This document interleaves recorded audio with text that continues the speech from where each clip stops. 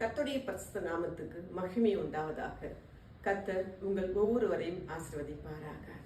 இயேசு சிலுவையில் தொங்கிக் கொண்டிருக்கும் போது முதல் வார்த்தையை பேசினார். அது என்ன வார்த்தை என்று உங்கள் எல்லாருக்குமே தெரியும்.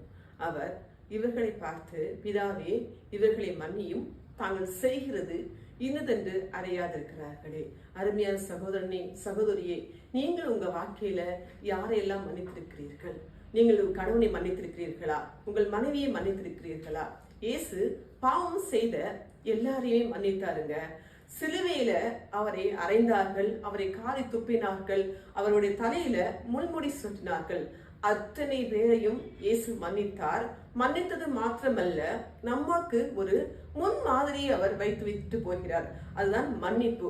நீங்கள் உங்க வாழ்க்கையில யாரையெல்லாம் மன்னித்து இருக்கிறீங்களோ எனக்கு தெரியாது. ஆனால் இன்றைக்கு நீங்கள் உங்க வாழ்க்கையில எல்லாரையும் மன்னிக்கிறதற்கு பழகிக் கொள்ளுங்கள். இயேசு சொன்ன வார்த்தை மன்னியுங்கள் தான்.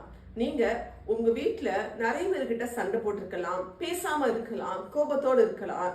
ஆனாலும் இன்றைக்கு ஆவியானவர் உங்களை பார்த்து சொல்கிறார், சகோதரனே, சகோதரியே, உங்க வாழ்க்கையில எல்லாரையும் மன்னிக்க பழகுங்கள். மன்னிக்கிறது மாத்திரமல்ல, மன்னித்து உங்க பழைய காரியங்களை இனி பேசாதிருங்கள். இயேசு மன்னிக்கிறவர் மாத்திரமல்ல, நம்முடைய பாவங்களை அவர் மறக்கிறவருமா இருக்கிறார் என்பதே. ஆமென்.